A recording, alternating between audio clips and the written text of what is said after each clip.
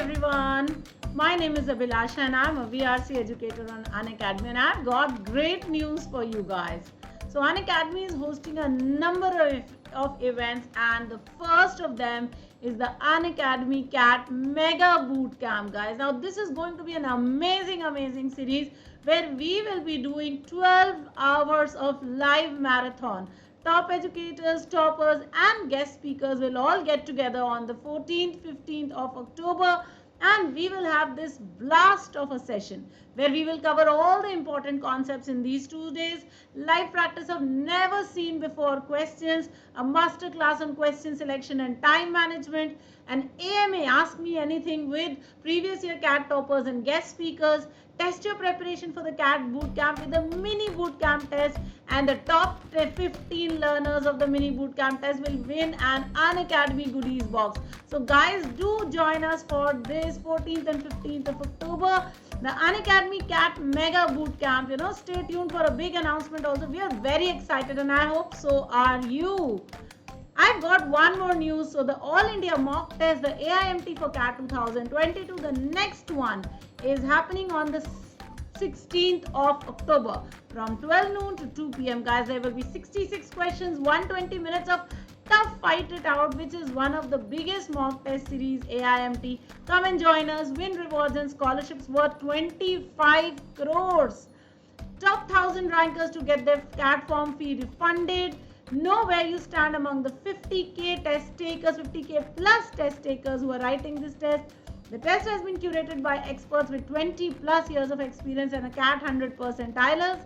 The latest CAT exam pattern, 4 high quality LRDI sets, 22 very tricky quant questions, and perfect VRC section with very close options. Guys, you're gonna have a blast with this test. The analysis session by top CAT gurus, where we'll cover question selection and time management. Do enroll right away, guys.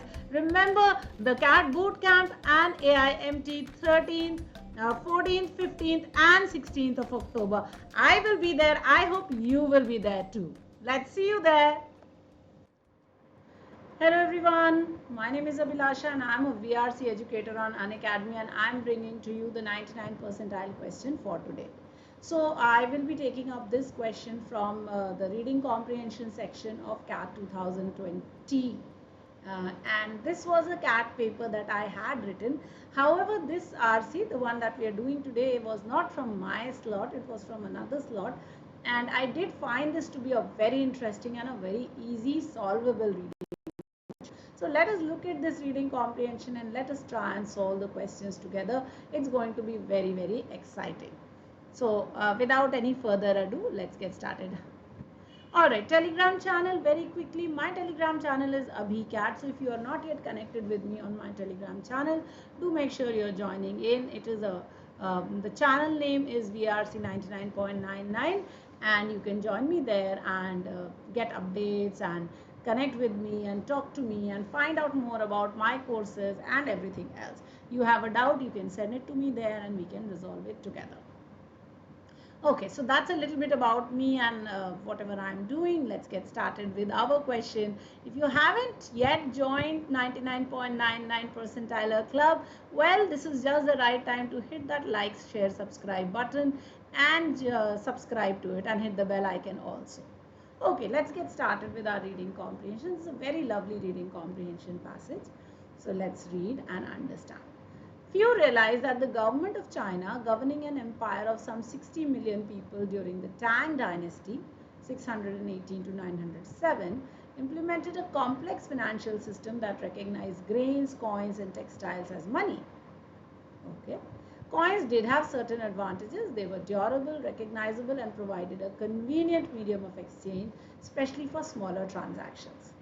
However, there were also disadvantages. A continuing shortage of copper meant that government mints could not produce enough coins for the entire empire, to the extent that for most of the dynasty's history, coins constituted only a tenth of the money supply. One of the main objections to calls for taxes to be paid in coin was that peasant producers who could weave cloth or grow grain, the two other major currencies of the Tang, would not be able to produce coins and therefore would not be able to pay their taxes. So now let us quickly understand this paragraph. This paragraph is talking about the fact that at some 618 to 907 AD, the Chinese people had a complex financial system and they had many types of currencies. So they used grains, they used coins, and they used textiles as money. Now then in the second half of the paragraph, they talk about the fact that coins did have some advantages. Well, obviously coins are made of metal, so they are definitely durable, they are recognizable, and they were a convenient medium of exchange, especially if you were doing a smaller transaction. You can keep coins in a purse and just carry it with you. However, there were certain disadvantages also. Now, what was the disadvantage? Because copper is limited. So you are bringing it out from the earth. Now, if there is a limited supply of copper, there is also a limited supply of coins. So the government, because there was shortage of copper, so governments could not produce enough coins for the entire empire. So that for most of the dynasty's history, coins are only 1/10 of the money supply, right? Now, when there were calls for taxes to be paid in coins, so sometimes at some point of time somebody or the other would say, let's get the taxes to be paid in coin.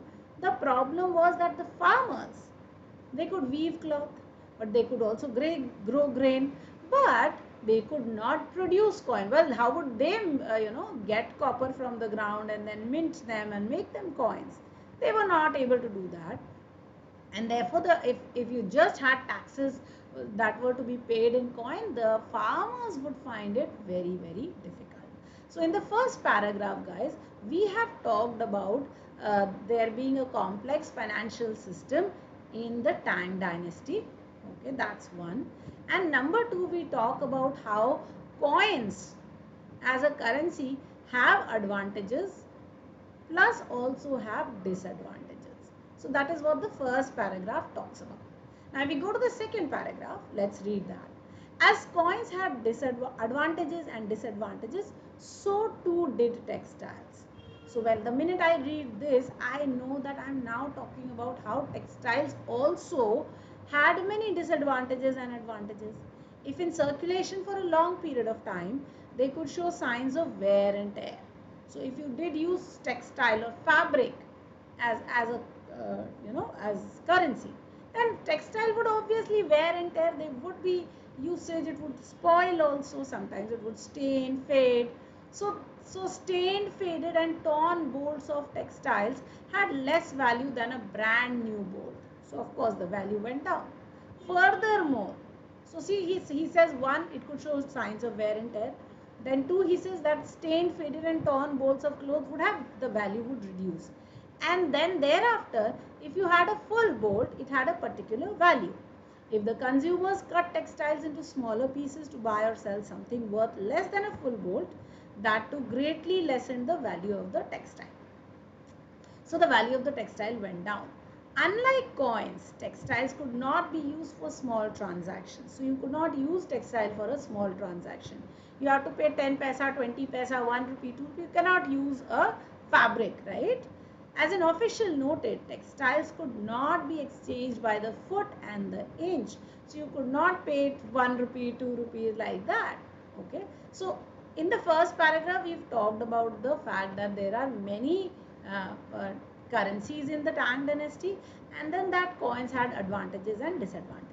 In the second paragraph, we talk of the fact that textile as currency also had certain advantages and disadvantages.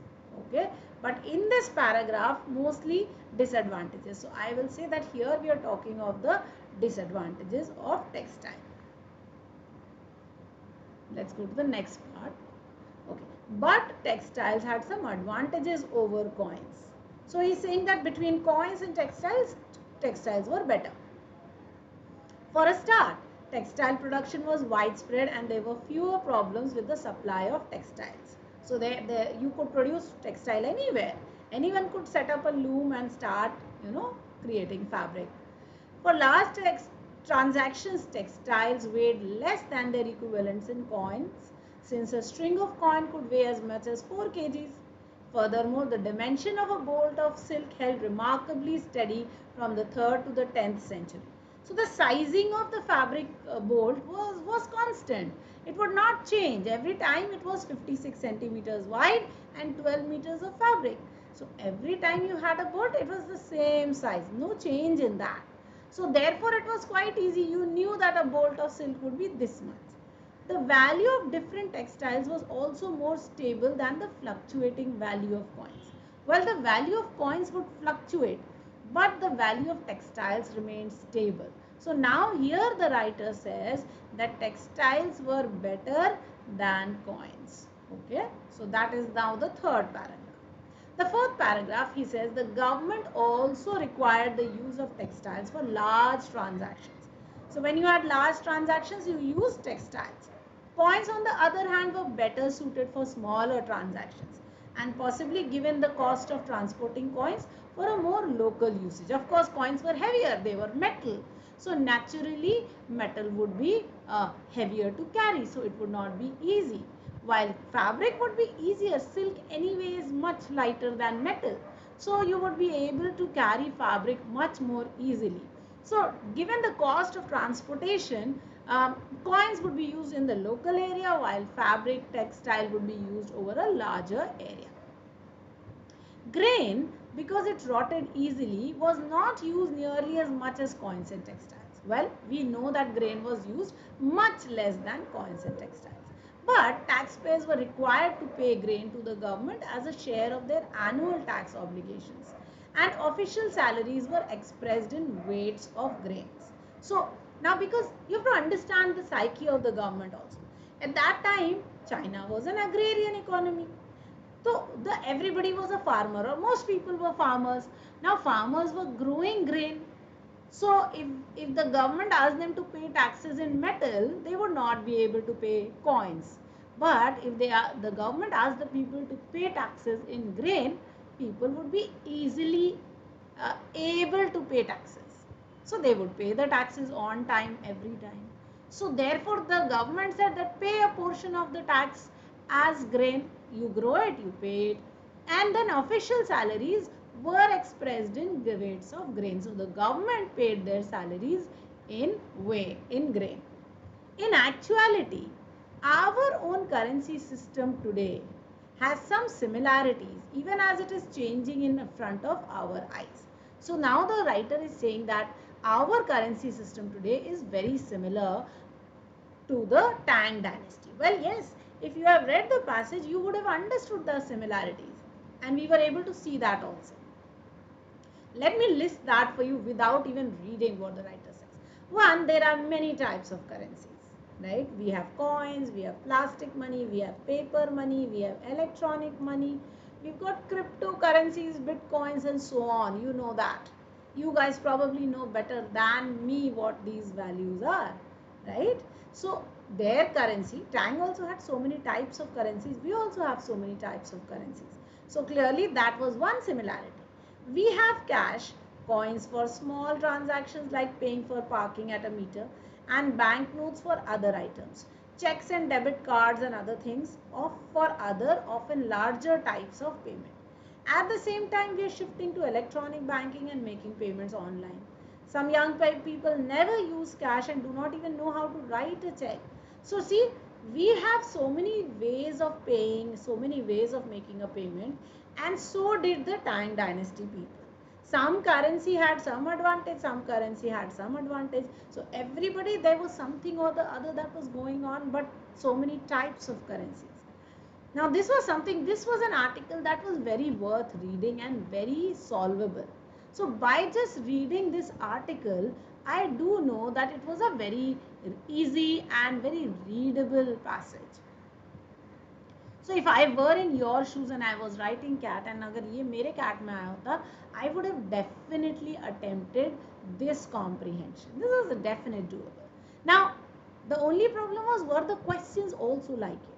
Well, you remember guys, I have taught you how to do a preview. Right? In class, in the plus classes, we have discussed the preview, and of course in my practice rush hour sessions also, I make you do the preview. Now what is the preview?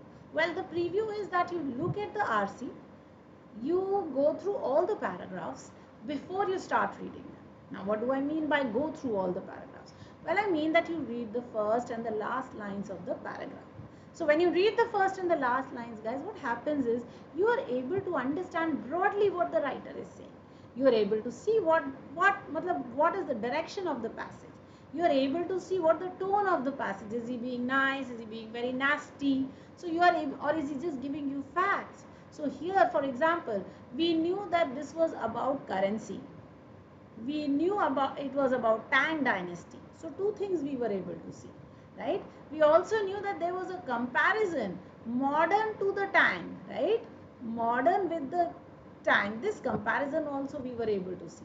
And we were able to see that there were advantages and disadvantages of one currency over the other, right? So essentially this is what the passage is all about. So with the preview, I knew that this was about currency in the Tang dynasty and its comparison to the modern currency. So that was the topic of the passage. So main idea I have understood. I have also understood that the writer is neither being very positive nor being very negative. So he is actually being very matter of fact, or he is not taking any side. So he is very neutral. So writer is very matter of fact. He is very neutral in his tone, right? Two things I have understood. I have also understood that this is a very readable passage, which is what I told you. And from the first last lines also I would have understood. Now, is this a passage that I should do? Yes, 50%. Yes, I will say that. The other 50% I would have decided after scanning my questions. So what I would need to do now is look at the question stems and decide if this is a readable passage. Because with the 1 minute invested and the decision making done, it's far better than reading the entire passage, then going to the question and then saying, oh my god, this is a type of question that I cannot do. Which is what happened to me in 2020 CAT while I was doing the piracy questions. I read the passage, I loved it. But when I went to the questions, they were all false except I blew my mind. And if I had just scanned the passages before, if I had scanned the question before, I would have decided not to do that passage. So, well, that happens. And that's something that we must be aware of and we must stop ourselves from doing. So anyway, let us look at the questions and let us try and solve these questions. Here is the first question. In the context of the passage, which one of the following can be inferred with regard to the use of currency during the Tang era? Now remember, an inference means it is not mentioned in the passage, right? So whatever is mentioned in the passage cannot be the right answer. So that's one thing. Infer, imply, suggest, these words all say that the writer is asking for your conclusion. He's not at the question is asking for your conclusion. That is, what is it that you will understand from this passage and therefore give as your answer. So let's take a look. Currency usage was similar to that of modern times. Well, the passage does not say that. But we can understand that the currency usage was similar because, for example, for smaller transactions, you would use coins. For bigger transactions and that had to be transacted over a longer distance, you would use bolts of fabric.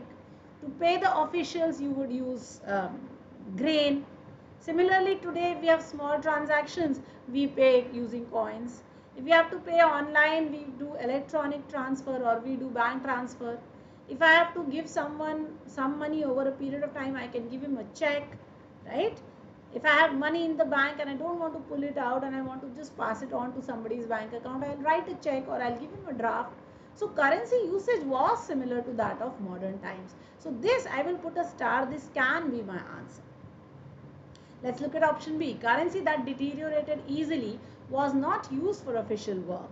Well, that's incorrect because if you remember, grain was a currency that deteriorated very easily, of course.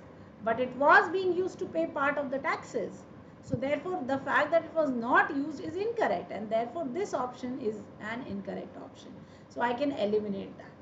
Copper coins were more valuable and durable than textiles. Well, look at this. This is a very beautiful option. It says copper coins were more valuable and durable. Now I know coins are more durable. So immediately I want to mark this answer. But guys, remember that when you have an answer where there are two parts, always check for both the parts. You cannot say one part is correct and you will not check the other. Now the coins were more valuable is not mentioned anywhere in the passage, and therefore we cannot say that they were more valuable or not. So therefore C cannot be the correct answer. Okay. D, where it says the grains were the most used currencies before because of government requirement. We don't know this because the passage has not mentioned the fact that the grains were most used. Yes, the grains were easily growable by the farmers, so therefore they were using it to pay part of the taxes. So some portion of the taxes had to be paid to the government through grains, but not all of it, and therefore I really can't say that grains were the most used. This is something that is not mentioned in the passage, and if something is not mentioned in the passage, I cannot assume it to be true. So I'll eliminate, therefore I will go back to 1 as my correct answer. Let me quickly check my answers. Here it is, yes, A is absolutely the right answer. Let's look at the next question. According to the passage, the modern currency system shares all of the following features with that of the time. Well, this is an easy question because I will find all, and then it says except that. So I'll find all the features that are shared, and whatever remains will be my answer. So it uses different materials as currency. Correct. They use, the time used grains, fabric and metal. We are using plastic, the debit and credit cards. We are using paper, your notes. We are using coins, so metals. We are using electronic transfers, so all of that. So this is this shares, so therefore cannot be my answer. Its currencies fluctuate in value over time. Yes, they are changing over time, that the passage has said, so therefore this cannot be the correct answer. It uses different currencies for different situations. Absolutely. We have said that it uses different currencies for different situations. So cannot be the right answer. It is undergoing transformation. That the modern currency system is undergoing transformation is not mentioned anywhere in the passage. And because the question has very clearly said according to the passage, that means this has to be mentioned in the passage. Right? The minute you see according to the passage, you know it is a factual question.